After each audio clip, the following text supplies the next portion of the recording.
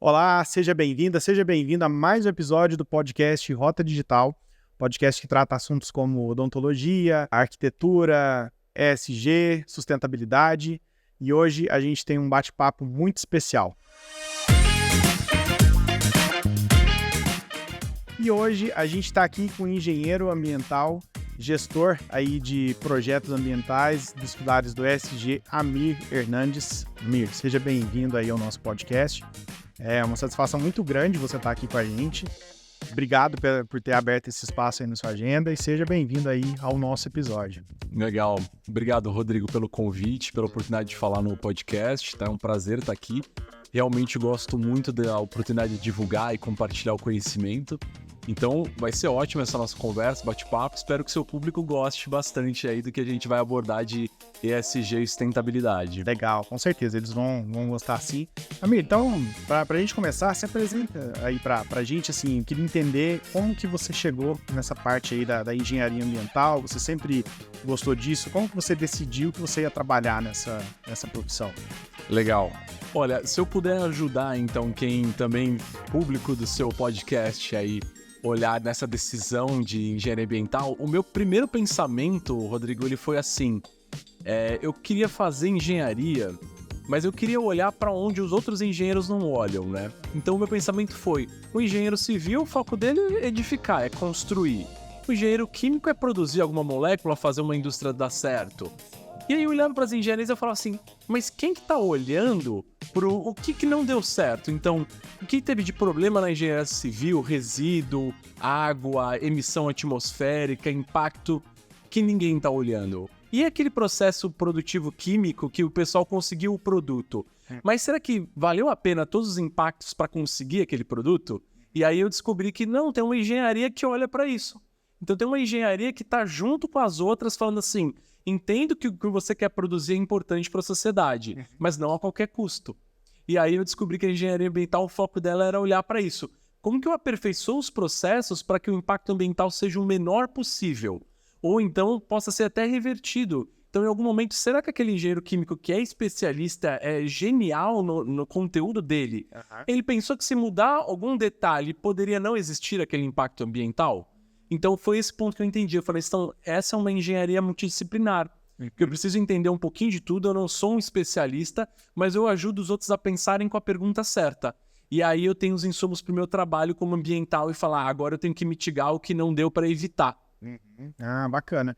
E assim, quando você se formou aonde? Você formou aqui em São Paulo? Me formei em São Paulo, né? Então eu tenho uma primeira graduação como gestor ambiental no Instituto Mauá de Tecnologia, Tá. a engenharia ambiental na Faculdade Oswaldo Cruz, e aí eu voltei para Mauá para fazer uma especialização em engenharia civil. Sim. Tá? E aí, por último, na FGV, uma pós-graduação em administração e gestão de empresas.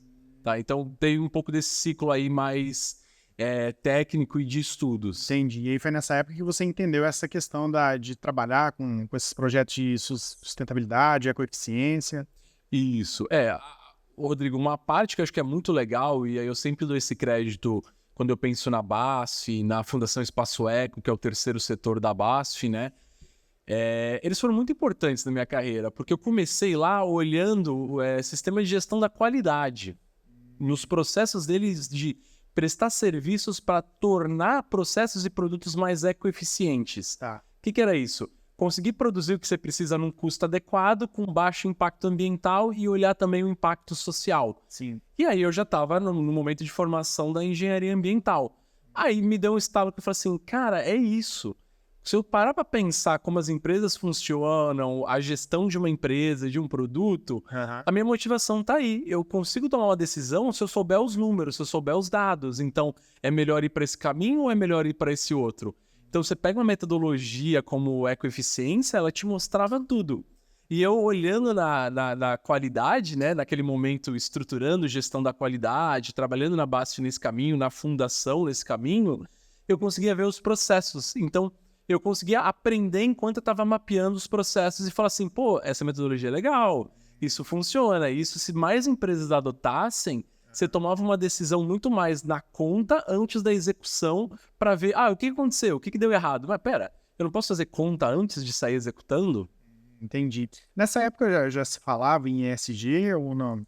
Olha, eu não queria falar que eu sou tão velho assim, graças a Deus eu espero que as pessoas assistindo estejam falando assim, não, ele tá novo, né, apesar de uns fios brancos. Mas assim, na época que eu comecei, então 2009, que não faz tanto tempo, tá, gente? Assim, não era a paginação com o nome ESG, tá? Se falava muito em sustentabilidade corporativa, triple bottom line, desenvolvimento sustentável. Tá. Era essa abordagem. Mas assim, a gente já tinha alguns pactos, né? Contra a fome, ou toda uma parte de entender finanças sustentáveis, toda uma preocupação em entender como que a governança das empresas influenciavam a tomada de decisão ambiental e econômica. Então, Rodrigo, se a gente parar para pensar, tudo que hoje a gente chama de ESG já existia. E tinham algumas iniciativas um pouco mais soltas, mas que se conversavam.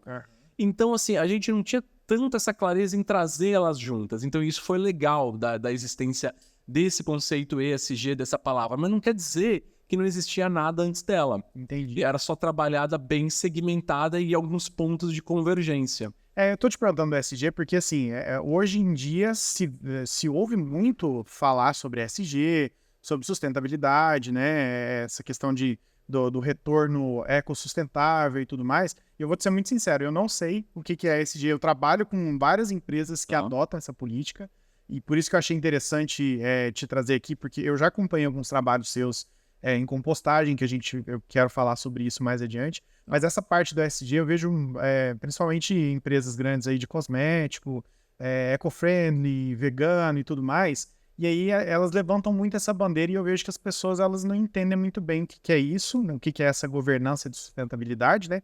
Eu queria que você trouxesse à luz, assim, o que é o ESG, como que as empresas adotam isso. E aí eu já vou te trazer um gancho a mais em como que você aplica isso na sua metodologia de trabalho hoje. Tá bom. Assim, são perguntas bem complexas, tá, Rodrigo? Porque ela depende muito de segmento de mercado, quem que são os players nesse mercado, como ele vê, porque muitas das coisas, elas não estão regulamentadas. Não é como se a gente olhasse para o governo e falasse assim, os deputados, os senadores fizeram uma lei, tem um decreto regulamentando como isso funciona. É um selo, não é? Então, nem... É mais uma cultura. É mais uma cultura. E também é uma cultura que é importante ter transparência, Rodrigo. Essa é a palavra-chave. Integridade, transparência. Por que falar eu sou verde? Daqui a pouco a gente começa com... quais são os maus da humanidade em carbono e resíduo, não sei o quê. Daqui a pouco a gente está falando do óleo diesel verde, o óleo diesel sustentável, o carvão consciente, o carvão mineral. E a gente começa a olhar para tudo que era um mal e que a gente fala, pera, essa indústria tem que se mexer, tem que revolucionar. E ela muda uma paginação de marketing e tá tudo ok agora. E assim, Rodrigo, não é uma coisa que eu falo para as pessoas me levarem a mal. É importante a gente ter um marketing, uma paginação. Mas o trabalho da engenharia foi feito. De fato, a gente teve conquistas que melhoraram o nosso desempenho ambiental, social e econômico antes da gente divulgar isso como verde. E aí entram as questões de regulamentação. Como nem tudo é regulamentado, nem tudo tem um selo, todo mundo pode falar tudo. E aí a gente tem que ter muito perigo, porque como consumidor a gente tem que ser consciente para criticamente analisar e falar, pera, faz sentido o que está sendo dito ou não? E também a gente tem que ter profissionais na linha de frente muito transparentes e muito íntegros falando, não, pera, não deveria falar isso desse jeito, a gente deveria ter mais responsabilidade. E aí, porque eu sempre penso o seguinte, a gente também tá todo mundo no mesmo barco, né? Então, se a gente não fizer na nossa indústria o que a gente acredita que o nosso concorrente deveria fazer também, que o outro segmento deveria fazer, tá todo mundo contando uma história para todo mundo e praticando outra coisa. Então, quando você me pergunta como que eu vejo o ESG, como que eu olho para ele aplicado nas indústrias, ele é um processo multidisciplinar e junta todo mundo. Desde a base, pensando em como que eu melhoro processos, produtos ou serviços, com uma área comercial entendendo como que o meu cliente vai se relacionar com esse novo produto, essa mudança, marketing preparando essa mudança, e eu tenho uma governança muito clara, analisando que resultados eu quero, como que eu vou falar isso para os meus investidores, para os meus acionistas, e também os acionistas pressionando a empresa para falar, pera, temos que nos adequar a uma realidade que a sociedade está cobrando e que os governos estão regulamentando e fechando esse cerco. Essa é a sacada do ESG, a gente conseguiu olhar isso e caminhar junto. E aí é um esforço que o importante não é chegar primeiro, é chegar junto. E aí é estranho a gente falar isso quando a gente pensa em questões comerciais, porque você quer ser o melhor, você quer ser o primeiro, você quer ser o único.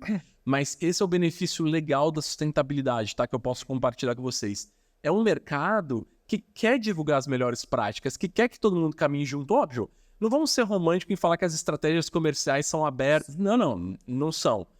Mas um engenheiro ambiental ou outros engenheiros que trabalham com sustentabilidade, eles não têm problema em falar, olha, eu cheguei nesse resultado desse jeito. Mais ou menos assim, desse formato. Legal. Então, isso que é legal que você entender que os projetos, quando falam de sustentabilidade, as pessoas querem compartilhar conhecimento. E não restringir, né? Entendi. E você falou do marketing, na época da internet a gente recebe muita notícia, a gente nem sabe bem o que é verdade, o que não é. Mas eu vi uma análise bem interessante sobre os carros elétricos, por exemplo, né? Que nem se você não souber ou não quiser opinar em relação a isso, é mais uma opinião minha, tá? Tá bom. Uma opinião, na verdade, é uma visão minha, que talvez se você achar pertinente, você me contesta ela.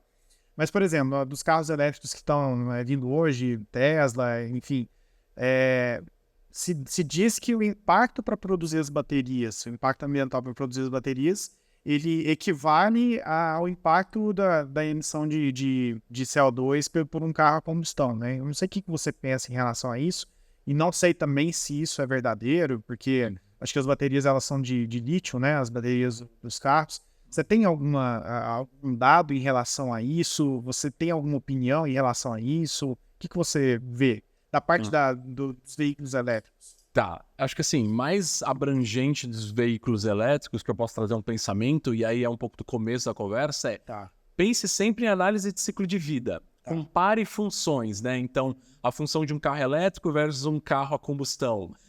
A bateria versus... Então, você consumir energia elétrica versus a queimar óleo diesel, ou gasolina, ou álcool. Certo. Sempre tem que fazer essa comparação para saber se é melhor ou pior. Eu não tenho um dado específico sobre esse ponto que você me diz, tá, Rodrigo? Mas o que eu penso é, se você analisar as funções, você vai chegar nessa conta. Tá.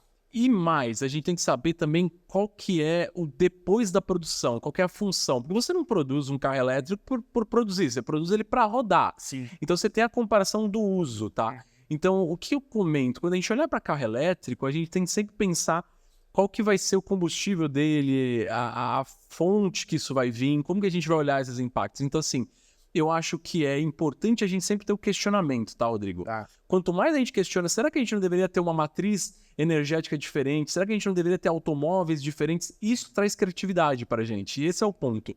Eu acho que a gente não tem que matar uma ideia, mas ela hoje tem mais impacto ou tem menos. Mas é hoje. E se a tecnologia evoluir? E se a gente fizer alguma coisinha diferente? Será que não melhorar? Pode melhorar. E se eu tivesse matado essa ideia antes de deixá-la ser desenvolvida? Entendi. Eu teria um prejuízo. O que eu penso sobre os carros elétricos, esse ponto, é que assim, a gente tem que tomar muito cuidado. Então, assim, um híbrido eu acho legal? Eu acho. Ele é mais eficiente? Sim, num panorama que ele queima combustível, mas ele também recupera energia e depois reutiliza essa energia. Então você tem uma menor queima de combustível. Legal. Diminuição da emissão dos gases, né, e tudo mais. Sim, um pouco, porque você melhora a eficiência. Então, quanto mais eficiente você é, menos combustível você precisa. Então, menos emissões atmosféricas você também vai ter. Isso é legal. Só que assim, aí é o que eu sempre falo para as pessoas, também não esqueça que um carro 100% elétrico, ele precisa de energia.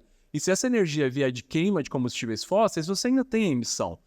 Mas assim, a emissão ela vai ser pontual. Então, pode ser que eu tenha um benefício na cidade de ter menos fumaça, menos particulado, uma saúde um pouco melhor. Então, tem uns outros benefícios. Ah, mas o carbono continua existindo? Sim, continua. Mas se você puser um pouco mais de horizonte nessa análise, você vê outros benefícios. E também você vê outros riscos. Será que minha matriz elétrica está preparada para eu tirar tudo que hoje eu transporto com gasolina, com combustível para ir para o elétrico? Eu vou ter energia suficiente para manter casas, manter departamentos, manter indústria e agora manter os carros? Exato. Eu tenho tudo isso equacionado? Na minha resposta é não. Na minha resposta você tem um problema. E particularmente eu me preocupo um pouco com os elétricos sendo abastecidos, custe o que custar e como tivermos que fazer. Não, eu acho que tem que ser um processo com calma. E aí, perguntando que você falou que alternativas eu vejo, eu acho que a gente tem que evoluir muito ainda numa questão... Será que o hidrogênio verde também não é uma possibilidade? Carros a hidrogênio também não seria? Mas ele também depende de equalizar uma questão que você precisa de muita energia para produzir o hidrogênio. Então também tem essa relação. Mas assim, Rodrigo, o que eu penso é, se a gente não estivesse discutindo, hoje a gente ainda só estaria falando que o etanol é o melhor combustível e o carro a combustão é o que existe. Não. Hoje a gente começa a olhar para uma gama de combustíveis e uma variedade de automóveis e tecnologias que só existem porque a gente está debatendo que nem agora que a gente está fazendo. E assim, longe de querer estar certo, Rodrigo, mas eu quero assim, que a provocação exista, Sim. que a pergunta exista. Se você concorda comigo ou não concorda, eu acho que aí você tem que cada vez mais buscar um refino da informação. Eu trago a minha perspectiva de uma pessoa que trabalhou com projetos de análise de ciclo de vida, de ecoeficiência, comparando diversos produtos em diversas indústrias. E eu sempre digo o seguinte, não existe uma resposta única. Sim. Não existe uma resposta única. Se você está procurando um livro que vai te falar isso é tudo que você tem que saber de carro elétrico e dar a sua opinião, provavelmente você vai estar errado. Eu acho que você é muito boa a sua reflexão, principalmente assim, porque você é um profissional que atua com essa parte de engenharia ambiental e tudo mais, então você tem propriedade, inclusive, para ter opinião em relação a isso, né? E é por isso que eu te perguntei, porque as informações que a gente recebe, que eu digo eu como consumidor, porque eu não tenho a mínima ideia, como eu te falei, eu não tenho, nem sabia o que era ESG, né? Mas a gente tem uma enxurrada de informações que aí faz parte do marketing, né, dessas empresas, dessas corporações, porque a gente entende, né? Uma empresa, o principal objetivo dela, e quando ela oferece um produto ou serviço, é trazer algum tipo de lucro, algum tipo de crescimento financeiro. Então, acho que muito interessante essa análise que você trouxe. E aí eu já vou puxar um gancho, né? Como você falou aí das análises que você já fez, você já desenvolveu vários trabalhos aí socioambientais com algumas indústrias, né? Queria que você me desse alguns exemplos aí de alguns trabalhos que você fez, que você acha relevante, que você acha interessante, nessa parte da proteção socioambiental, dessa cadeia de retorno e... Enfim, dá um panorama aí dos seus projetos aí mais notórios, assim, vamos dizer, na sua carreira. Tá bom, legal. Eu acho que é importante comentar, até, Rodrigo, também esclarecendo se a gente não comentou esse ponto, o ESG, ele é aquela sigla que todo mundo fala de social, ambiental, né, e governança, né? A gente olha ela no ESG, mas a gente poderia olhar ela na versão brasileira, né? Porque o ESG, ele tá no Environmental, né? Social and Governance. Sim. Mas é só para a gente colocar esse pano de fundo. E em termos de projetos socioambientais relativos, eu gosto muito assim de falar sobre a minha carreira, que eu sempre tentei pensar as coisas de forma holística, né? Sempre voltando para a análise do ciclo de vida. O que eu estou querendo melhorar aqui? Será que eu não estou abrindo mão de um outro ponto? Então, quer dizer, por eu tentar pensar em estratégias de reciclagem ou de redução de resíduo, será que eu não estou emitindo muito carbono, consumindo muita energia, perdendo muita água para olhar só para um benefício?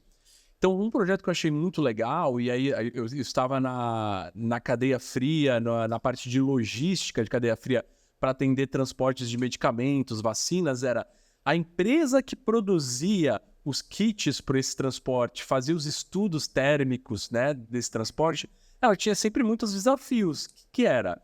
é um produto que eu estou fazendo para transportar algumas vacinas até um lugar. Então, ele é de uso único. Então eu tenho que descartar ele. Será? Será que eu não poderia fazer uma solução que poderia ser reciclada? Será que eu não poderia ter objetos lá dentro que poderiam agregar outra indústria no descarte, no pós-consumo dela? Então, um projeto que eu sempre comento muito dessa indústria foi que a gente focou, primeiro, e se eu estiver trabalhando com materiais, por exemplo, como isopor, pelo isolamento térmico, plásticos, a gente sabe que o plástico tem uma parte da cadeia e tem uma parte da sociedade que não valoriza, acha ela como se fosse a questão do mal da humanidade. Mas a gente não pode esquecer que ela trouxe muita segurança pra gente, muita proteção em termos de saúde, de contaminação, trouxe um desenvolvimento. Então, a nossa perspectiva sempre que a gente conseguir mudar a matriz do material e ela for mais natural ou mais biodegradável, melhor. Mas se ela não for, e se a gente reintroduz ela na economia, então fala da economia circular? Então, esse case pra gente foi muito emblemático, porque o elemento refrigerante, os elementos isolantes dessa caixa para transportar a vacina, a gente conseguiu fazer uma cadeia que tinha interesse em reciclar esses produtos no final, tá? Então, no pós-consumo, a gente mostrou que sim, o isopor é reciclável, sim, existe uma cadeia que se interessa em pegar ele. Onde que está o valor? O como você consegue juntar esses resíduos para que ele chegue mais fácil na indústria. Porque fazer uma logística reversa deve ser uma coisa bem complicada. É uma coisa bem complicada, exato. Mas tá um valor assim, a indústria não tem o valor numa caixa. Ah, mas se você me mandar uma tonelada dessa caixa, eu vejo valor. E aí você tem que equalizar esses pontos, né? Então a gente conseguiu, em algumas estratégias de pós-consumo, equalizar isso. Mas uma coisa que eu sempre comento é, o pensamento nosso, na hora de falar do elemento refrigerante, a gente falava, esse é um produto que a gente não está conseguindo reciclar ele. Ele é um produto que no final do ciclo de vida ele tem que ser aterrado. Então eu só estou usando recurso e não estou tendo nenhum benefício. E aí foi legal... O isopor ele tem que ser aterrado? O isopor não, mas o elemento refrigerante... Porque se a gente pensar, o isopor é a camada térmica, é o que evita que o calor entre e afete as vacinas. Certo. Só que eu dentro, em volta das vacinas, eu preciso ter elementos que estão refrigerados ou congelados, para que eu consiga manter a temperatura lá dentro no nível adequado. Legal. Entendeu? Então, assim, eu tenho duas camadas. Eu tenho os isopores, eu tenho os elementos refrigerantes dentro. Certo. E aí eu tenho as vacinas, que é o produto que eu quero comercializar, né? Atendendo. E aí, esse elemento refrigerante, a gente não conseguiu uma solução. Até o momento a gente falou, mas espera, se a gente mudar um pouquinho a configuração desse produto, e a gente começou a testar com algumas empresas, testou com alguma indústria e viu, para o agro tem um interesse. Então a gente fez os testes de validação em laboratório, foi buscar o risco disso e as oportunidades, e a gente conseguiu, na época, um reconhecimento do MAPA, né?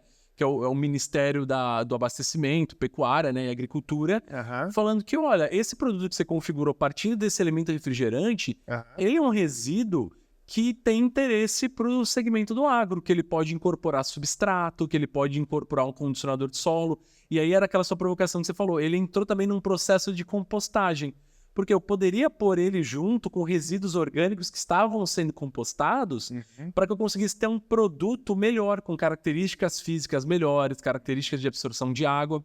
E aí o que a gente fez com isso? Projeto socioambiental. Então, depois que esse produto foi para o mercado e foi usado, o resíduo dele poderia entrar nesse processo de resíduos orgânicos de compostagem e ir para um processo de cultivo, de agricultura, fosse de florestas ou fosse de horticultura, e a gente estruturou todo esse projeto. Ele vira tipo um fertilizante. Ele ajuda no processo de fertilizante, então ele melhora o solo, ele vira um condicionador de solo que ajuda o solo a absorver mais nutrientes como fertilizante, absorver mais água.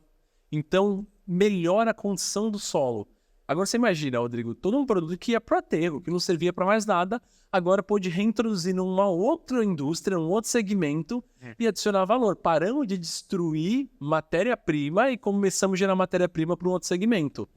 Olha só, então, interessante, cara. Esse é o ponto, né? E teve que existir um investimento muito grande para se fazer isso? Foi uma coisa complicada?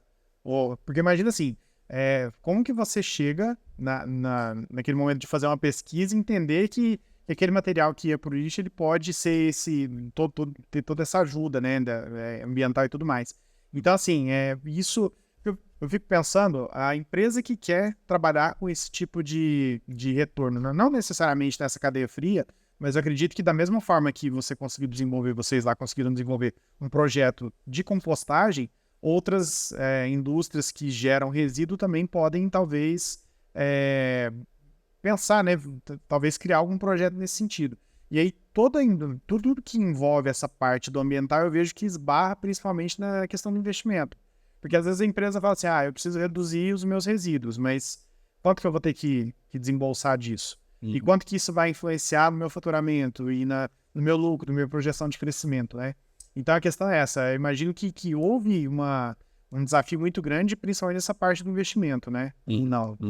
Não, houve, mas assim, o ponto mais interessante, Rodrigo, é que quando você tem um cliente te pressionando para melhorar produto, mudar a solução, porque ele está preocupado com os impactos dos indicadores ambientais dele, isso catalisa muito o processo. Então você como empresa, se você for uma empresa conectada e ligada, você fala, o meu cliente está demandando isso. Então, mais cedo ou mais tarde, se eu não fizer esse investimento, o meu concorrente vai fazer. E se ele chegar, eu vou perder mercado. Mas o desafio, eu acho que ele é muito maior na conscientização. Depois, como você vai fazer o seu cliente entender o valor disso e também te pagar por isso. Esse é um ponto, né? Sim. Porque se eu agrego todo um valor num produto, ele só é reconhecido quando o meu cliente compra. Se ele não comprar, eu só agreguei custo. Sim. Então, o nosso desafio foi desde com a presidência junto, entendendo, falando assim, olha, são clientes da indústria farmacêutica, são grandes players falando que, olha, estou preocupado com resíduo, o que você está fazendo para me ajudar? Legal. E aí, uma estratégia nossa foi segmentar. Então, a gente falou assim, pera, eu não sei se toda a indústria vai comprar, mas a indústria mais premium está a fim de comprar? Então, vamos criar um segmento de mercado para isso, falando assim, olha, você tem a versão que vai ser aterrada, mas se você estiver disposto, tem essa aqui que tem um preço um pouco diferente, mas te atende essa função. Então, em termos de custo, a gente teve que desenvolver testes, análises, validação com laudo. Então, não é algo barato, ainda mais quando você começa a colocar doutores, mestrandos, todo envolvido no desenvolvimento do produto, né? Exato, é uma pesquisa que tem que ser feita. É uma pesquisa. E mais do que isso, depois que você consolida isso, você tem que ir nos órgãos pedir autorização, você tem que ter o reconhecimento, e aí começa um esforço que você entende muito bem, que é como que marketing vai vender esse produto. Porque agora eu vou vender um produto que fala assim, é um produto que para uma estratégia aterro zero, viu? Vamos pensar em multinacionais, Novartis, Pfizer. Olha, se você tem uma estratégia de aterro zero, eu tenho um produto que te ajuda nessa estratégia de aterro zero. Mas e o tamanho dessa empresa para entender que o objetivo ambiental dela tem que estar alinhado com a área de compras dela, que tem uma outra estratégia? Sim. Então, você imagina como o marketing não tem que trabalhar e falar assim, todo aquele custo de desenvolvimento, agora eu tenho que tornar isso um valor para que essa indústria compre. E aí todo o meu departamento comercial também tem que estar focado em falar assim, eu quero vender esse produto. Sim. Porque senão, se eu estou só brigando com o preço, com o departamento de compras da empresa, eu toda hora ofereço a versão mais barata e a versão básica, né? Ó, esse é o produto que você conhece. Espera, eu desenvolvi um outro aqui. Você não está interessado? Você não quer entender como ele funciona? Então eu te digo, Rodrigo, que o maior desafio ele é muito de conscientização, de imagem e de mudança da chave na cabeça das pessoas, de falar assim, eu tenho um outro produto que me entrega um valor que não é só desempenho do produto, mas é desempenho ambiental. Então, a minha dica é, o custo ele é alto? É um custo alto e aí depende do porte da empresa que você está, o segmento. Mas o maior custo vai estar em conscientização, treinamento tanto da equipe interna, quanto fazer isso e ir para o mercado. Legal. E eu acho que as pessoas elas já têm mudado a cultura de alguns anos para cá, e eu acho que de agora em diante ainda mais porque a gente está percebendo agora, né, as mudanças climáticas e o tanto que isso está impactando na nossa vida diária, né? A gente está batendo recordes de temperatura e tudo mais. E aí eu fico imaginando, você disse que começou em 2009, né, nessa área. E aí eu fico pensando assim, o quanto isso evoluiu de lá para cá na parte cultural mesmo das pessoas, porque eu lembro quando eu era criança, e aí eu sou um pouquinho mais velho que você, acho que você não vai se lembrar disso, Tá. mas teve a Eco 92 e já se falava em aquecimento global. Eu lembro, eu sendo uma criança ainda, bem criança mesmo, eu já lembro que isso existia, essa discussão, se falava que ia chegar no ponto que a gente chegou hoje, e acho que hoje em dia já a gente não consegue mais reverter o aquecimento, a gente talvez tenha algumas formas de mitigar controle e tudo mais, mas você dizendo, né, essa parte da cultura, eu acho que agora está um pouco menos difícil, um pouco menos desafiador, vamos dizer assim, de conscientizar as pessoas nessa parte nessa importância, né, de se cuidar do meio ambiente e de trazer essa cadeia, esse ciclo de cadeia de entrega e retorno de resíduos, né? Isso. Eu, assim, para pontuar, Rodrigo, legal que você comentou, eu acho que é importante, uma primeira palavra que você falou, que é mudanças climáticas, né? Esse é um ponto que eu gosto de ressaltar para as pessoas, porque estar mais quente, estar mais frio, depende de que lugar do globo você vai estar. E é mais seco ou é mais úmido? A nossa questão é mudanças climáticas. Lugares que costumavam ser quentes, agora serão muito mais quentes. Lugares que eram frios, pode ser que sejam muito mais frios. Ou pode ser que em algum momento você tenha isso. Era um lugar frio, mas ele está esquentando. Pode ser. É mudança climática. Desequilíbrio, né? Desequilíbrio, exato. Então, agora, em algum lugar não chove nada e outro chove muito. Então, o que a gente tem que focar são esses extremos. E não necessariamente a temperatura. Porque as pessoas às vezes se apegam e falam, mas vai ficar mais quente? Depende. Tudo bem, a gente tem a questão do aquecimento global. Quando a gente fala do efeito estufa, tem uma tendência ao aquecimento.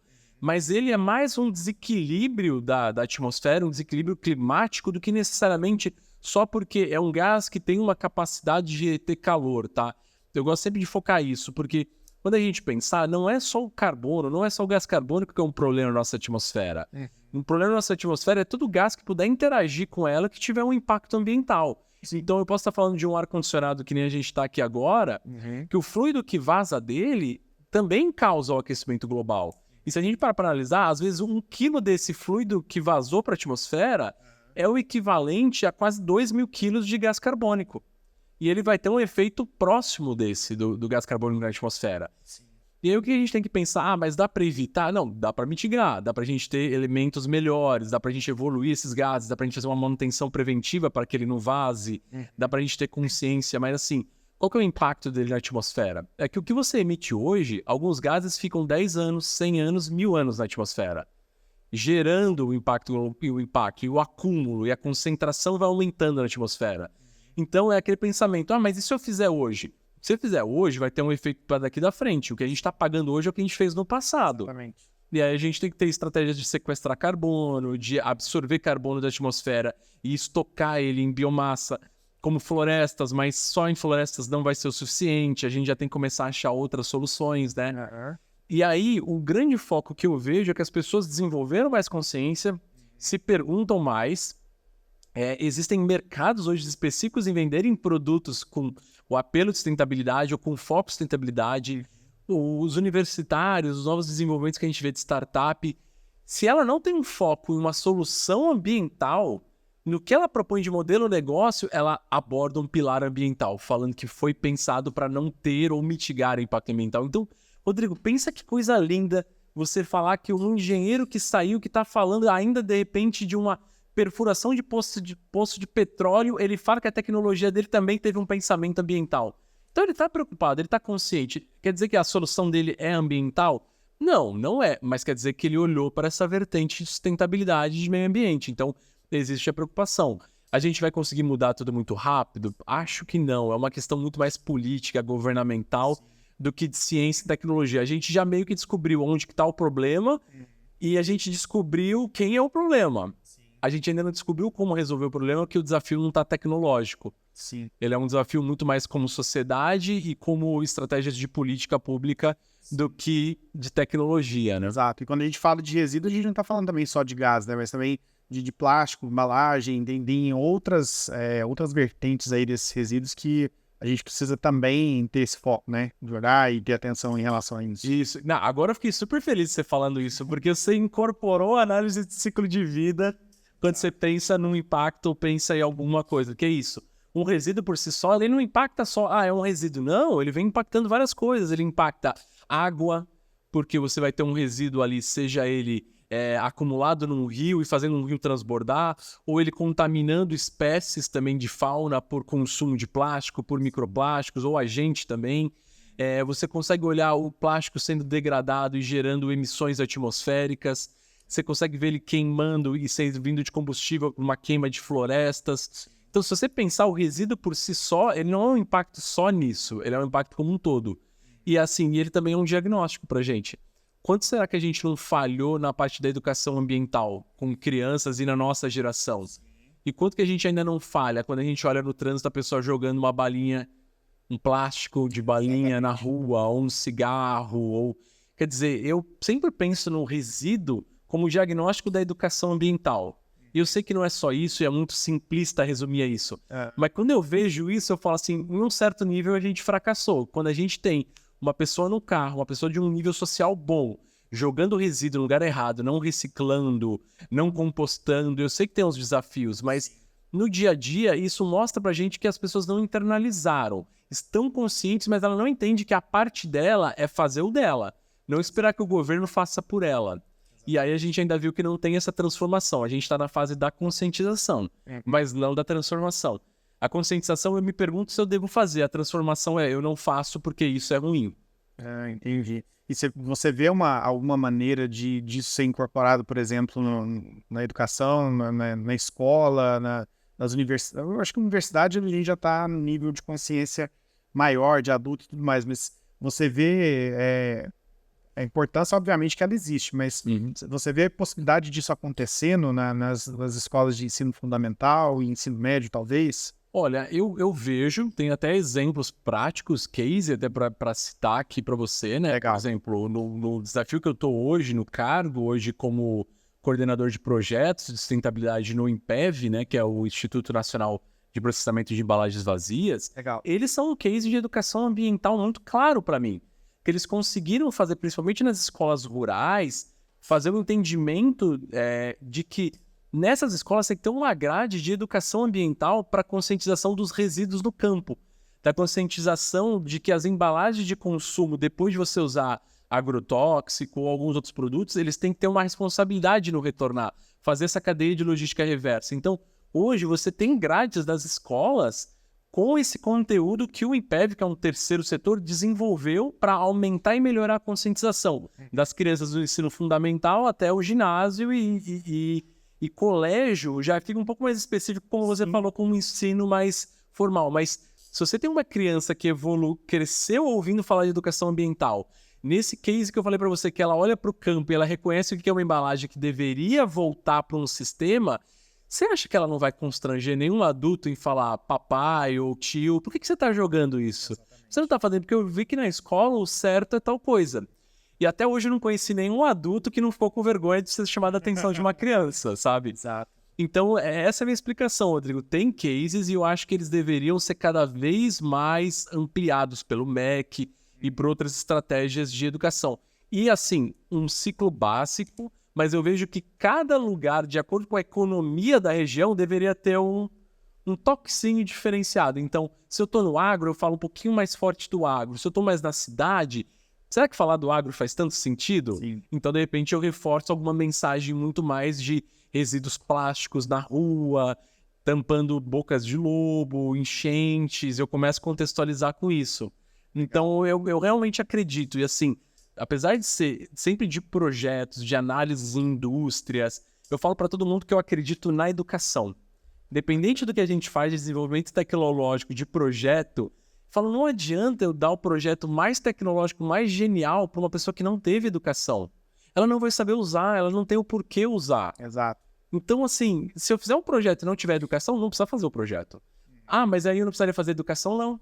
A educação nunca deixa de ser necessária, fundamental e a base para tudo.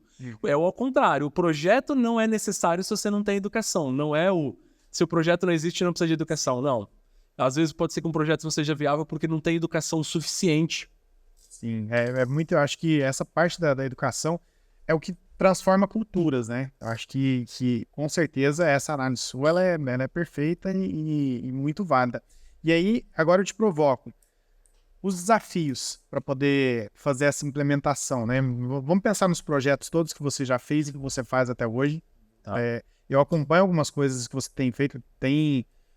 Há um tempo eu vi você fazendo alguma coisa de sustentabilidade num topo de prédio, depois eu até queria que você me falasse mais sobre isso, mas agora o que eu quero entender é assim, quais são os desafios, os maiores desafios que você encontra, que você já encontrou para implementar esses projetos nas empresas? Porque eu entendo assim, quando você chega com um projeto nas empresas que você trabalha, todos eles são muito bem recebidos, até mesmo por conta de toda a trajetória que você tem até hoje. Mas assim, qual é a maior dificuldade que você encontra nessa implementação? Ou talvez da implementação de clientes? O que você pode traçar assim, de dificuldade em cima da cultura hoje em dia? Olha, as dificuldades que eu mais vivo é quebrar um pouco a resistência mas eu já tenho muita coisa para fazer, o meu dia a dia já está muito cheio, a minha operação já me toma muito tempo. Esse é o maior desafio, porque você está entrando com outro pacote de tecnologia, de conhecimento ambiental, você vai agregar no que ele já faz hoje. Muitas vezes não é excludente, mas assim, eu entendo, é um esforço a mais. Às vezes você vai ter que conscientizar uma pessoa que nunca teve muito contato com a questão de sustentabilidade numa indústria específica. Ela ouve falar nas mídias, entende o valor, mas ela nunca trabalhou. Então, esse é um dos maiores desafios. Como que você quebra essa resistência? E aí você tentar convencer a pessoa assim, mas dá para fazer junto.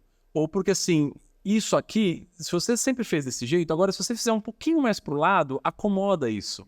Então, quando você comentou, por exemplo, das coberturas, né? Eu acho que esse é um exemplo que a gente pode falar muito prático de implementação de projeto e existência. As coberturas, a gente trabalhou uma época na minha consultoria, a questão de trabalho dos Green Buildings, que são as certificações, são os selos verdes, né? Para edificação. Qual que é o benefício disso? São edificações que são pensadas desde a cadeia de fornecedores e que materiais você vai usar para construir esse prédio, até a eficiência desse prédio. Ou seja, quais são os diferenciais que um prédio com certificação ele tem? Ele consome menos água, consome menos energia, tem conforto térmico, ele é pensado para as pessoas utilizarem, então ele tem uma janela ampla, ele tem uma área verde, ele tem um bem-estar associado. O que isso tem de benefício? Você tem um prédio mais valorizado, um aluguel maior, porque as empresas entendem esse valor. Só que o melhor disso tudo é que você tem normas para seguir e você tem pontos para atingir. Ou seja, essa resistência ela cai um pouco. Porque se você fosse num prédio convencional, o que ele faria na cobertura? De repente ele impermeabilizaria tudo, colocaria um telhado só com a função de evitar que a água entre no andar de baixo. Um selo verde, ele entende que aquele espaço completa uma função para a sociedade e para o meio urbano, que é uma área inútil se eu não fizer nada. Então eu tenho que fazer uma área que as pessoas possam usar. E aí por que é uma área verde? Porque ela também absorve água, que a gente tem as questões da enchente. Então ela consegue reter água por metro quadrado porque tem vegetação. O que a vegetação faz? Se ela é de grande porte, ela consegue absorver e ficar retido nesse meio dessa laje verde. Legal. Só que ela diminui a velocidade de escoamento, que às vezes é o que a gente tem na cidade. Choveu muito? Não, mas escoa tudo junto para o mesmo lugar ao mesmo tempo. Você tem uma enchente. Então, você tem dois fatores. Se você retarda o tempo que a água cai numa cobertura e entra para a drenagem, e se você mantém essa água aprisionada lá por um tempo. Só que pensa além disso, Rodrigo. É uma cobertura que agora ajuda a ter um isolamento térmico melhor da cobertura. Então, é menos calor passando da laje para os prédios, é menos energia que eu consumo. Com certeza. Outras funções, as pessoas estão lá utilizando. E você também consegue gerar alimento numa laje verde. Então, pensa um projeto que se você fosse falar com um empreiteiro convencional, ele falou, o quê? Não, eu sempre fiz telhado. Sentido, né? Isso não faz sentido, isso vai dar erro, não sei o quê. E aí eu falo assim, não, mas pensa o seguinte, você impermeabilizou a área, já está pronto para fazer o próximo parte. Em vez de fazer isso no projeto, faz isso. E aí você começa a compatibilizar a sustentabilidade com os projetos que convencionalmente sempre foram feitos nos últimos 50, 100 anos da mesma forma, pensando só em função. Agora você tem que quebrar a resistência e falar, tem que pensar em função e tem que pensar na área ambiental também. Mas você viu que eu te dei alguns exemplos do tipo, como que uma mudança numa cobertura impacta uma cidade, impacta pessoas no prédio e impacta a possibilidade de gerar alimento. Então, quer dizer, isso que a gente não falou de benefício ambiental, de ave fauna, de diminuir ilhas de calor na cidade, porque eu tenho uma vegetação transpirando e jogando umidade no ar, que é melhor pra gente respirar. Faz toda a diferença, principalmente em cidades grandes. Principalmente, você imagina, quando a gente pega, que nem agora, o tempo quente e seco, Rodrigo, o olho ruim, o nariz ruim. Exatamente, muita doença respiratória, né? Muita doença respiratória. E aí a gente pensa que a área verde é parque, área verde... Não, é parque também, não me leva a mal. Mas e as calçadas? Também não deveriam ter árvores? E as coberturas? Imagina São Paulo, o que a gente mais tem aqui? Prédio e área coberta, né? Quanto de área verde a gente está perdendo de ter porque a gente só faz um telhado para não entrar água no primeiro andar? Eu acho que tudo parte daquela coisa que a gente falou da educação, né? Se a gente constrói seres humanos aí desde do início da vida escolar com essa cultura, a gente possivelmente, é o que você falou, não é uma coisa para agora, mas daqui a alguns anos aí, talvez o empreiteiro daqui a 30, 40 anos não vai pensar como o empreiteiro de hoje, por exemplo. Exato. Ou ele vai se perguntar, né? Quer dizer, é aquela provocação que eu fiz. Não é certo ou errado, é saber questionar, é saber ir atrás da informação. Eu acho que você está certo, eu acho que você está errado, é um direito seu. Mas você ter acesso à informação e ao conhecimento, você não precisa mais acreditar em ninguém, você vai atrás da informação. E eu acho que essa é a sacada. É o que você falou, um empreiteiro, ele vai saber? De repente não. Mas se ele souber aonde pesquisar, se ele souber, eu já ouvi falar disso, não é novidade, ele já está ali. Sim. Bacana, muito bom. Amigo, vamos falar agora de lixo zero, cara. Você implementou em algum momento, eu não sei, eu acho que no seu LinkedIn tem alguma coisa nesse sentido, que você implementou uma certificação do ISO 14001. e Lixo Zero. Queria que você falasse um pouquinho sobre essa certificação, o que ela é e quais são os benefícios, né, para as empresas que adotam esse método. Ah, cara, é super legal falar disso. Eu acho que dá pra gente fazer até um podcast só disso. Então eu vou tentar. Legal. Eu vou tentar falar isso em 2, 3 minutos, tá? Legal. Então, assim, na minha experiência na indústria, produzindo, gerando. Então, quando eu falo da logística da cadeia fria, você tem muita produção de produto, né? Que é estranho falar produção de produto, mas é porque isso te obriga a gerar resíduo, gerar efluente, que é, no jargão mais puro seria esgoto, algo que você não usa, né? E aí, qual que é a importância dessas certificações que você falou? E eu implementei lá porque eu julgava que era necessário. Porque quando a gente fala do ESG, tem uma coisa que é eu mexer em produtos e tem uma coisa que é eu mexer em práticas industriais e práticas de sustentabilidade. Porque não adianta fazer um produto verde sendo que eu estou detonando o meio ambiente na indústria para conseguir fazer esse produto verde. Qual que é o valor desse produto? Exato. Então, eu sempre brinco para as pessoas que, assim, é bonito o carro que passa para pegar reciclado na sua rua, mas ele vazando óleo, soltando fumaça preta e não sei o quê, então a gente tem que dar o desconto do tipo, você pode arrumar resíduo, mas você pode contaminar a água e ar que não tem problema. Não. Assim, contexto eu entendo, o cara tem uma questão de renda, né? Legal. Mas esse é o pensamento que a gente tem que trazer quando fala de ISO 14001, que é gestão ambiental. Quem é profissional entrando na área tem que entender que eu tenho que produzir produto, mas não a qualquer custo. E se eu produzir um produto verde, o processo produtivo tem que ser tão verde quanto. Senão, não faz sentido. Então, a 14, ela te mostra as práticas ambientais mais apropriadas. Você vai falar de aspecto de impacto ambiental. Então, você vai falar assim, eu tenho que analisar todo o meu processo produtivo. O que eu gero de aspecto eu emito gases aqui, eu consumo energia aqui, eu gero resíduo aqui. Esse é o aspecto ambiental que você analisa na empresa, na indústria inteira. Quando você analisa isso, você sai com uma matriz que te fala que impactos ambientais eu gero por emitir esse gás. Esse gás contribui com o aquecimento global.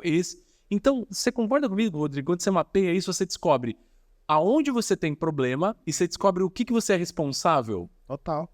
E aí a ISO vai falar isso para você. Vai falar, então, procedimente isso, identifique e faça processos de melhoria e controle. Atenda a lei, e isso é uma obrigação que é muito legal da 14001, que é atenda a lei. Então você tem que monitorar toda a legislação. E olha, no Brasil, Rodrigo, deixa eu te falar, monitorar a legislação é difícil. Com certeza, muda muito, né? Muda muito, e é muita legislação. E a legislação que às vezes quer controlar a vírgula, quer falar de método. Mas assim, o que eu falo? Você como profissional ambiental, você tem que fazer porque você acredita que você está fazendo certo. Sim. E se em algum momento você fala, mas isso aqui ninguém vai ver, isso ninguém vai descobrir. Pensa que se você age desse jeito, o que impede que o seu colega de profissão haja desse jeito na indústria dele? Exato. E aí a gente, como sociedade, saia perdendo. Exatamente. Então, o meu pensamento sempre foi na indústria e eu gostei muito que eu fui reconhecido por isso lá, que era, a gente vê que você tem paixão pelo que você faz. E todo mundo começa a... Dá pra perceber isso nessa conversa nossa, dá pra perceber que você gosta bastante, te brilha os olhos, né? Sim, com certeza, porque assim, eu faço porque eu acredito, porque eu quero um meio ambiente melhor pra eu viver. Então, se eu tô fazendo isso, eu tô inspirando outras pessoas para que elas façam. Joia. Que não é, mas não é, mas dá para melhorar, dá pra gente ser mais correto, dá pra gente ter uma prática melhor. Então, eu realmente gosto, e isso eu tinha o reconhecimento do pessoal, não, mas o Amir não vai deixar isso. Ele não. E aí as pessoas naturalmente já iam fazendo antes de chegar para mim, a gente viu que isso aqui deu errado, mas a gente já pensou desse jeito. Ótimo. Legal. A cultura entrou. E aí, a certificação da 14001, olha isso também. Mapeou processos, entendeu? E a cultura das pessoas? Elas estão fazendo porque precisa fazer ou porque elas fazem porque elas entenderam? E aí, como que eu implementei esse projeto junto com o meu departamento e com a empresa? A gente primeiro trabalhou cultura, conscientização, educação. As pessoas começaram a mexer as práticas, não porque tinha uma ISO. A gente nunca falou da ISO. Tá. Depois que consolidou, a gente falou, agora porque todo mundo faz tudo certinho, dá pra gente ir atrás da ISO. E ninguém teve que mexer em nada, porque já estava feito. Sim. E aí, a gente fecha esse pacote e entra no pacote do lixo zero. O que é o pacote do lixo zero? Também é uma certificação, é uma iniciativa global que vem para falar de uma aliança. Para que você gere menos resíduo, e o resíduo que você gere, ele entre na economia circular e evite o aterro e evite a queima desse resíduo. Por quê? Quando você aterra e queima, você destrui matéria-prima. Sim. Esse é o grande objetivo deles. E na nossa implementação, na minha estratégia na empresa, eu entendia que por a gente produzir produto, o maior calcanhar de Aquiles que a gente tinha era a geração de resíduo. Sim. Tanto pós-consumo quanto pós-industrial. Então eu falei, então a gente tem que ter um pouco mais de foco nisso. Então por isso que foi a estratégia de trazer uma certificação que olhava para as nossas práticas de gestão de resíduo sólido. Então eu olhei o global, que é a ISO 14001, que ela olha para todas as práticas ambiental, e eu comecei a pensar certificações específicas. Então o lixo zero, eu olhava em como que eu monitoro a minha geração de resíduo, como que eu segrego isso, como que eu gero valor e aonde eu destino. Então, você tem que controlar tudo isso. Estou gerando mais ou menos, que resíduo é perigoso, não é, como que eu estou destinando, e aí você tem que criar indicadores, métrica e treinamento, e também olhar para pesquisa e desenvolvimento. Porque não adianta eu controlar na ponta final o resíduo gerado e pesquisa e desenvolvimento está desenvolvendo um produto que vai gerar resíduo perigoso. Então, tem esse ciclo fechado. E aí, Rodrigo, só para não me estender, mas essa é a estratégia. Olha para sua empresa e olha qual que é a maior dor dela. E aí foca. Por exemplo, eu foquei também em certificação de carbono ali. Então, o GHG Protocol, que é um inventário de emissão de carbono. Ah, mas por quê? Porque para o meu cliente era muito importante monitorar carbono. Ah, mas a minha indústria gera muito carbono? Não, não gera. Gera muito mais resíduo do que carbono. Só que se meu cliente quer saber o quanto eu gero de carbono, eu tenho que agregar valor para conseguir vender para ele. Toda certeza. Então, você viu como as estratégias começam a se somar? Sim, com certeza. Bacana demais. E você está falando aí desse, né? Você tem que ter um relatório, acompanhamento de tudo isso. Existem ferramentas para fazer esse acompanhamento. As ferramentas, elas têm que também serem certificadas pelo ISO 14001 e o lixo zero. Como que funciona esse acompanhamento de métrica? Assim, é um planilhão? Ou cada um tem responsabilidade com alguma coisa? Como que funciona isso? Tá, então eu acho que quando a gente fala de indicador e métrica, é sempre muito importante entender que, dependendo do porte da sua empresa, você vai ter acesso a softwares e equipamentos diferentes. Então, você vai poder ter um SAP, você vai poder ter um TOTUS, mas acho que o conceito para entender é, mesmo que você faça no Excel, faça bem feito. Entendi. E que ele seja transparente, que ele mostre qual que é a meta que você quer alcançar e o que você planejou antes da implementação dele. E como que você vem comparando, o indicador está acima da meta, está abaixo da meta. E quais são os planos de ação que você está fazendo? Então, a ISO 14001 olha para os indicadores, ela fala, você tem todo um processo, você mapeou tudo. E como que você acompanha e monitora? Então, é visto. Lixo zero também, olha, tem uma parte da norma que fala monitoramento. Por quê? Não adianta falar para mim que você falou assim, não, mapeei e vi que tá tudo errado. Legal. E o que você tá fazendo? Exato. Eu tô fazendo isso. Tá. E deu certo? Não, isso eu não sei. Então, Sim. dá. Então, Mas a ferramenta, ela não tem que ser credenciada. Eu tô pensando assim, uma empresa que quer aplicar, quer trazer esse método para a sua rotina, ela vai ter que ter essas ferramentas certificadas, ou como você falou, né? Você acabou respondendo que ela pode fazer esse controle no Excel, mas imagine que esse acompanhamento, para eu ser certificado pelo ISO, eu tenho que anualmente, semestralmente, periodicamente, eu tenho que passar esses indicadores para eles, né? Isso. E aí essa é a minha dúvida. Então não precisa necessariamente ser uma ferramenta específica, um controle que você mostre para o certificador do ISO que você está atendendo as expectativas ali, o manual funciona também. Funciona, então. E é uma ferramenta auditável. Essa é a questão. Você tem que desenhar ela de um jeito que todo mundo possa entender e questionar de onde os dados vêm e como eles são conectados. E qual que é o período dessa auditoria? É anual, geralmente. Anual. O auditor vai anual. Então, Entendi. você tem ciclos, né? Então, você tem a certificação no primeiro ano e você tem 2 ciclos de manutenção, onde o auditor vai lá para fazer uma verificação não tão minuciosa quanto a certificação. Mas ele vai ver, tá tudo certo, como estão os controles, como está a transparência, e se em algum momento nessa manutenção subir alguma lebre para ele, aí ele pode fazer uma auditoria mais profunda. Ou ele pode até cancelar uma certificação. Então, o ciclo é de revisão anual, mas a certificação ela tem 3 anos. Entre certifiquei, depois do 3º ano eu faço uma auditoria de recertificação. Mas não quer dizer que eu fiquei nesse tempo sem ser monitorado, tem que ser auditado. E aí precisa de um engenheiro para poder fazer isso, ou não necessariamente? Não necessariamente. Você precisa ter alguém que entenda muito bem dos processos, entenda de governança. Mas o que eu acho que é o perfil é alguém multidisciplinar. Independente da formação, multidisciplinar. Sabe entender de governança, sabe entender de indicadores ambientais, sabe entender de processo produtivo. É o que eu falo assim para todo mundo. O meu maior benefício do meu perfil profissional é que eu sou multidisciplinar. Eu entendo exatamente tudo que todo mundo está falando? Não, mas eu sei navegar no tema que ele está falando. Legal. Sei questionar, sei fazer as perguntas. E também ter a humildade para falar assim, eu não sei isso que você está falando. Você pode me explicar melhor, me dar uma referência para eu pesquisar um conteúdo? E aí isso gera uma proximidade para a pessoa falar assim, pô, que bacana, ele veio para contribuir. Legal. Não veio aqui para... Porque aí quando você entra com um viés de melhoria e editoria, a última coisa que a pessoa quer é te falar tudo, né? Porque esse cara vai criticar. Esse cara vai falar que eu faço tudo errado. Exato. Então você tem que chegar com uma postura que eu preciso entender o que você faz para a gente mapear e analisar o como junto a gente faz melhoria ou mudança. Legal. Não sou eu sozinho, o dono do processo é você. Tá. Então essa é a sacada das auditorias. Então você tem que ter muito essa percepção. Não é o engenheiro ambiental que faz. É um profissional que tem a percepção de melhoria, de projeto, de dinâmica para extrair o melhor de todo mundo e tirar as pessoas da defensiva. Bacana. Esse é o desafio, cara. Legal. E tem curso para isso? Ou você dá curso? Tem alguma parte de educação continuada, vamos dizer assim, né, nessa área, nesse processo? Olha, eu como profissional, eu tenho minha consultoria ainda, tá? Então eu assisto algumas empresas, presto algumas horas de consultoria para preparar os gestores, os líderes, tá? Porque eu não consigo fazer a assessoria, então eu tenho que preparar o profissional que vai liderar isso.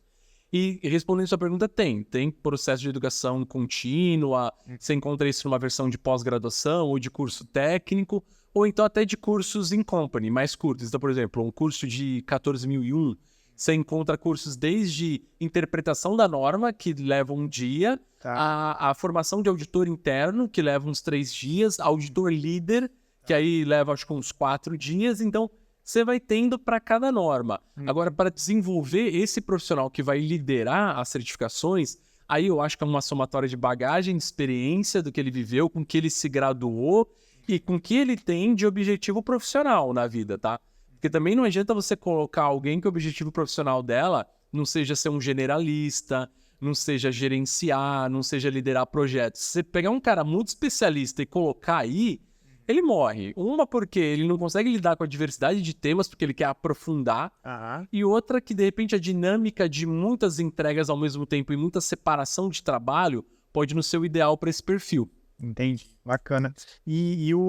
Essa certificação do ISO, ela é um órgão governamental ou ela é uma instituição? Como que funciona isso? A ISO, ela é internacional, né? Então, é uma padronização internacional, é um órgão, tá? De standardization, que se diz. Tá. No Brasil, ela é representada pela BNT, né? Então, a gente encontra a versão ISO 14001 Brasil. Então, que é a BNT, NBR, ISO 14001. Tá. Então, a gente tem essa regulamentação, essa tradução, esses fóruns de discussão pela BNT no Brasil. Legal. Só que quais empresas aplicam isso? Todo mundo pode aplicar e algumas empresas são certificadoras. Então, elas têm um reconhecimento como empresa certificadora. Então, ela tem que treinar os auditores, ela tem que ter toda uma outra ISO específica, ISO TS, específica para ser auditora da certificação no ISO 14001. Então, é diferente. Bacana. É um outro caminho. Legal. No começo do nosso podcast, você falou sobre o seu desenvolvimento de alguns trabalhos na BASF, né? Queria que você era analista de projeto socioambiental lá, né? Isso. Como que funcionava ali as ações de sustentabilidade na empresa? O que você desenvolveu ali? Legal. Essa era a etapa que a gente trabalhava toda uma metodologia também pautada na ISO, né? Então era ISO 14040, 44, que aí o que é isso? Análise de ciclo de vida e ecoeficiência. Então o desenvolvimento lá era como que a gente também prestava esse serviço para outras empresas além da BASF. Tá. Eu poderia prestar serviço para uma Braskem, para alguém no agro, para alguém na indústria civil. Então, essa era a estratégia de ações lá, como desenhar projetos para a gente monitorar e medir produto, processo e serviço. E aí comparar eles, que a grande sacada ambiental nada é sustentável por si só. Ela é um vídeo, né, que está acontecendo e você tira uma foto. E você fala, olha, comparando isso com isso nesse momento, essa é mais sustentável do que essa. Ou seja, imagina você, por exemplo, Rodrigo, se você quisesse fazer assim, a minha agência é mais sustentável que a agência ali do vizinho na esquina, Você conseguiria fazer uma análise de ciclo de vida de ecoeficiência para ver, eu tenho a função de gravar 1 hora de podcast. Quem grava 1 hora de podcast nesses padrões que é mais eficiente, que emite menos carbono, consome menos energia, você poderia analisar isso. Então era isso que a gente desenvolvia lá como naquela posição de analista de projetos de sustentabilidade eu fazia nesse momento. Legal. Era como quantificar tudo isso e trazer uma base comparável. Que, aliás, eu digo para você que eu acho que seria super diferente você fazendo uma análise de ciclo de vida da sua, certamente. do seu podcast, um inventário de emissão de carbono. Imagina que legal, você ia ser o único podcast que sabe o quanto que emite de carbono por ano. Vou ter que contratar um engenheiro para isso. Por favor. ou contratar até quem está ouvindo a gente, né? Quem legal, sabe. Então, bacana. Assim, esse era o trabalho que a gente fazia na Basto. E como estruturar isso para entender que, independente do processo, a função que você queria de um produto ou de um serviço, ela era melhor ou pior em comparação a uma alternativa. Era essa o desafio que a gente tinha. Então, você pode imaginar que hoje eu vejo função em tudo, né? Legal demais. Então, você sabe que a gente, nessa conversa toda, dessa mais de 1 hora aí que a gente está se falando, você repetiu uma palavra várias vezes. Você sabe qual foi? Qual foi? Meu Deus do céu. Eficiência. Porque a gente abordou isso na questão dos carros elétricos e em outros assuntos que a gente está falando, e eu vejo muito que o seu trabalho, e mais ainda, vou mais além, assim, essa parte do ecossustentável fala muito de eficiência, ou seja, você trazer o máximo potencial daquilo que você está executando, seja um serviço, seja um produto, com o mínimo de resíduo, com o mínimo de impacto possível em cima do meio ambiente. É esse o trabalho do engenheiro socioambiental, é isso? Eu acho que você resumiu bem. É isso. É assim, independente que as pessoas acham que seja o eco chato, o militante do meio ambiente, eu sempre falo assim, eu sempre fui um engenheiro de ver função. Eu vejo eficiência. O meu trabalho é como que a gente vai produzir mais, como que a gente vai produzir melhor com o que a gente tem na mão. E, de repente, consumindo menos. Esse é o trabalho. É resumido bem assim, eficiência. Legal. Essa é a sacada. Legal. E aí eu fico pensando no outro lado, assim, eu vejo que algumas empresas ou deixam de falar sobre essa parte do impacto ambiental porque elas são grandes geradoras de resíduo, ou, não vou nem entrar nesse mérito, mas tem algumas que vendem, que são eco-friendly e acabam não sendo, que são amigas do meio ambiente, não são. Mas assim, você vê algum movimento nesse sentido assim, de empresas que acabam sendo grandes geradoras de resíduo e falam, opa, isso aqui não é comigo? Esse sempre é um tema delicado, né? Que é o famoso greenwashing, né? Greenwashing, que legal. É aquele banho verde, né? Aquele banho de loja que você dá, então é importante que o meu produto seja verde, então pinta ele de verde, né? Então isso existe, não é só uma... Isso existe. Ele é bem disseminado, é difícil você saber o que é um greenwashing ou não é, porque você tem que mergulhar. Então, por isso que na nossa conversa eu sempre falei que é fundamental transparência e governança. Porque se você tem transparência, você consegue ver quem é greenwashing e quem não é. Então, é sempre esse o ponto. Quem faz greenwashing sempre tenta evitar ser transparente, porque tem o teto de vidro. Eu vou ser descoberto se alguém olhar. Então, quem tem ações ambientais e sociais, é sempre importante ter um máximo de transparência. Porque você está falando, não, eu estou deixando tudo aberto para você ver que não é greenwashing. Então, essa é a diferença. A empresa que ela tenta não trazer transparência, a empresa que tem práticas ambientais alinhadas, ela traz transparência. E eu acho que tem um outro fator que é muito importante que você coloca, é assim, hoje a gente tem um mundo meio dividido na questão de empresas entre quem é um grande poluidor, né? E aí deveria ser um poluidor pagador, porque, mas tem mercado porque eu produzo? Tem, mas você não está fazendo nenhuma ação para melhorar a forma que você produz ou o seu tipo de produto. Então, de repente, ele deveria pagar mais por isso e não o benefício de quem produz com práticas ambientais. Mas meu produto é mais caro. Porque para pensar melhor, para fazer direito, ele é um pouquinho mais caro do que o outro que tem todos os impactos ambientais. Sim. Então, você olha, o cara tem uma externalidade, que é a sociedade que paga, que é um produto ruim para o meio ambiente, que não é cobrado dele. E o cara que tem um produto ambiental muito bom tem um custo um pouquinho mais alto. Então, tem um pouco de diferença disso que deveria ser mais ressaltado na sociedade. Mas como é difícil ver isso, Rodrigo, porque essa empresa, geralmente, ela não fala nada de ação ambiental, ela fica quieta, ela fala, pera, eu não tenho nada para falar ambiental, eu não quero que ninguém me pergunte nem me questione, porque eu tô produzindo, tô vendendo bem, sou mais competitivo e não quero mexer no status. Então, esse é o inverso do greenwashing, né?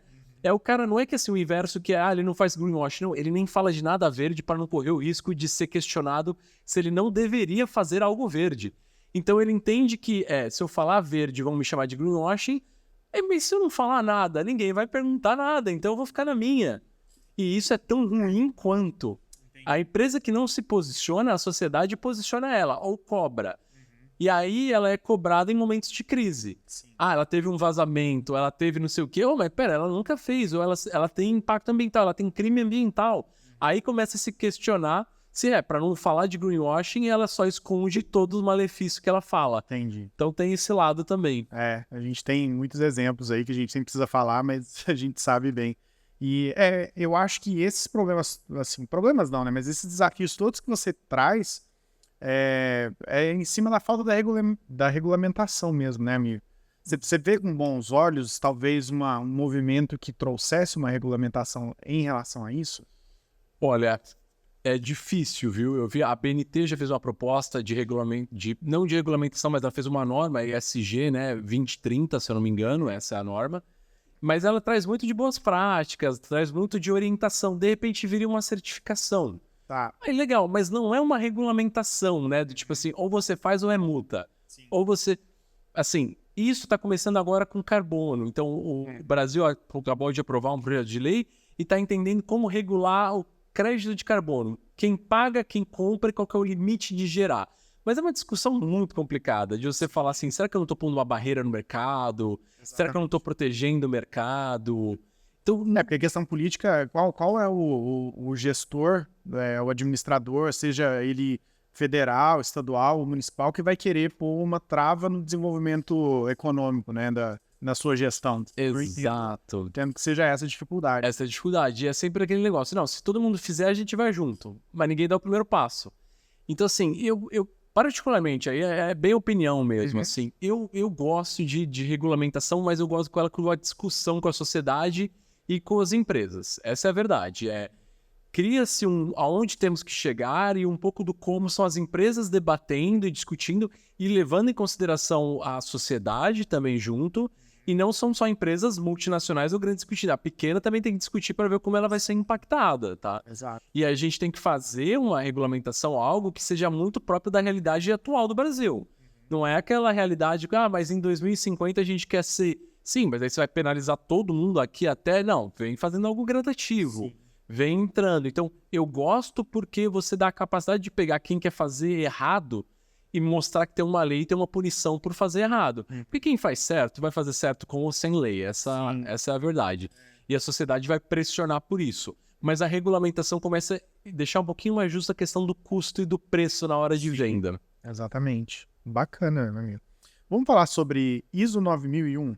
Você teve uma fundação que você estruturou um sistema de qualidade com essa norma, né? Como que foi isso? Você consegue falar alguma coisa em relação a isso? Claro, vai ser bem breve que isso aí já ficou assim bem lá atrás da carreira, né? Aham. Então assim, também estava na BASF, né, nesse momento, na fundação, na época Espaço Eco, e o desafio lá que eu entrei foi desse de estruturação da ISO 9001. Processos, métodos, como contar o que a gente estava fazendo e como estava fazendo. Porque a ISO 9001, não sei se todos compreendem, mas ela é uma norma que vem falar de qualidade.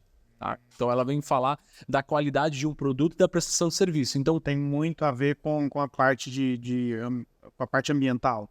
ela acaba puxando um pouco, viu, Rodrigo? Sempre está intimamente ligado, porque qualidade e meio ambiente, ela tá próxima, ela tá muito íntima, né? Eu tô te perguntando porque eu achei interessante esse item, e por isso que eu trouxe, porque eu tinha um cliente meu que tinha essa certificação até uns 2 anos atrás. Depois da pandemia mudou muita coisa, né, no mercado que eu atuo.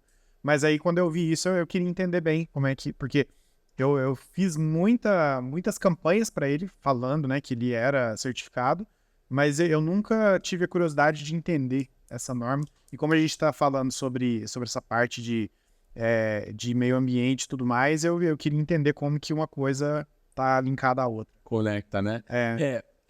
Elas se conectam muito forte porque é uma norma relativa a 14.001, que é de gestão ambiental, a 9.001 é de gestão da qualidade, da prestação de serviço, da produção, do serviço, se for a prestação que você estiver focando.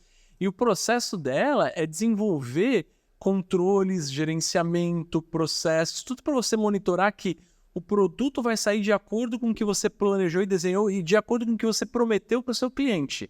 E aí ela vai olhar tudo que você fez para isso acontecer até a cadeia de fornecedores. A 9.001 ela se preocupa com a saúde do negócio também. Então, quão saudável você está, que fornecedores você usa. Você fez uma avaliação do risco desse fornecedor e ele não te fornecer mais, ele não te abastecer? E se ele não te mandar matéria-prima, você impacta o seu cliente ou você tem planos de contingenciamento disso?